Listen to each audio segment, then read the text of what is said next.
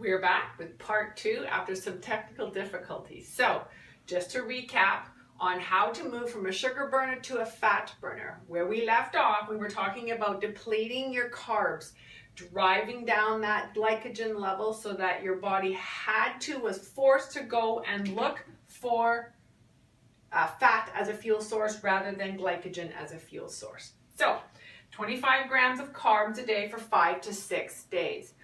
After that 5 to 6 days, what's happened on the 7th day, your leptin levels are depleted. What that means is your leptin level starts off really high, and after a few days, it begins to drop down. Once it drops down, your fat burning hormone is not being as efficient as it could. So we need to pump that back up again.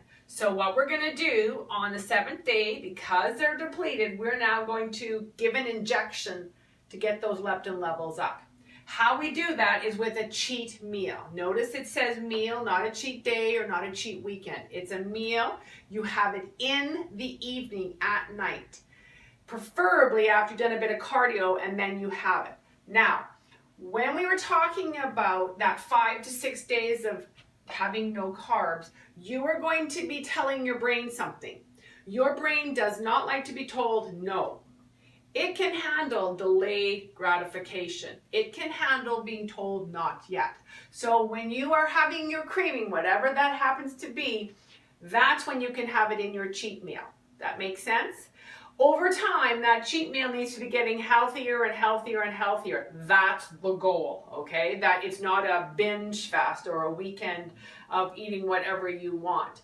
But there are some times that your body is craving more foods than others. So, on that 7th day, you are going to have your leptin, have your cheat meal, and then you're going to repeat the cycle. Exact same cycle again. So you're going to do once again 5 to 6 days, 25 grams, that's it.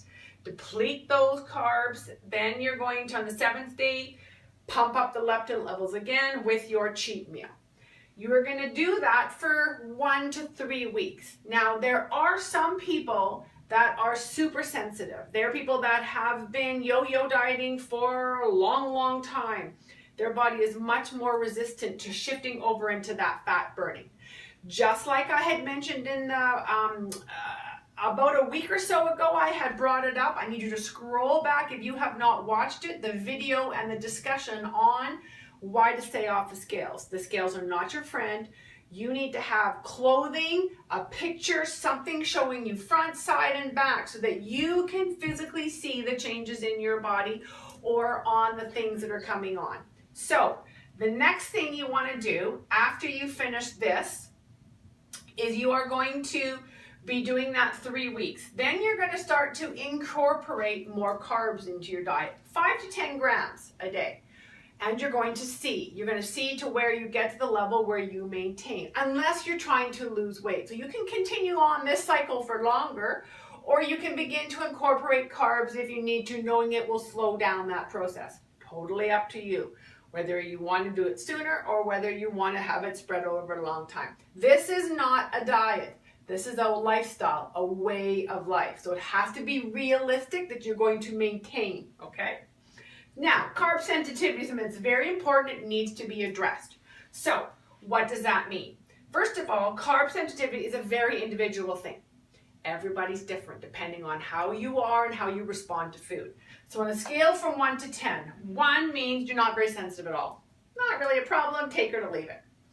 10 means incredibly sensitive, alarm bells, flashing lights. That's what I am. I'm a 9-10 in terms of sensitivity. Now, to look at me, you wouldn't think that. But my goal, and I've learned over the years, is 1's not enough, 10's too many. If it's in the house, it's calling to me. I want it, I've got to go get it. I remember having a girlfriend I lived with, this was years ago, as a roommate. We were going to university. And I'll never forget it, she had a bar of chocolate. She took it and she broke off 1 piece.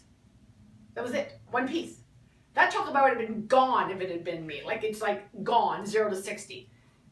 And then it was like 4 or 5 days later, she was, oh, I think we'll get another piece. And she had another piece. It took her like 2 months to eat a chocolate bar. She would be considered a 1 on the scale. okay? As opposed to me, which is I want to get a box of chocolates, boom, I need the whole thing's gone, because then it's gone, I don't have to worry about it anymore, okay? That's on the upper level. But you need to know what you are, and you need to be armed for that. Once you know what you are, you can be very aware of it and make adaptations for it and structure your life around it. Don't pretend that you're not that. I don't pretend that I'm not somebody that has to watch that. I do. I've always had to watch it. It's okay. It's just kind of who I am. So overall, to recap, your aim is to use fat as a fuel source rather than carbs, which means that you want to be manipulating your insulin hormones, getting it down lower by having more fat and less sugar, having your leptin levels get working and helping you burn fat, and then after that 7th day, having a cheat meal. And all of this fat burning from sugar burning is going to balance your thyroid and get you looking just the way you need it to be. So this is the part I want you to work on. Good luck. I'll be carrying on in more detail, talking a little bit more about different examples of cheat meals, different examples of carb sensitivity as we go further along. Have any questions at all? Post it down below and like the page. Thank you.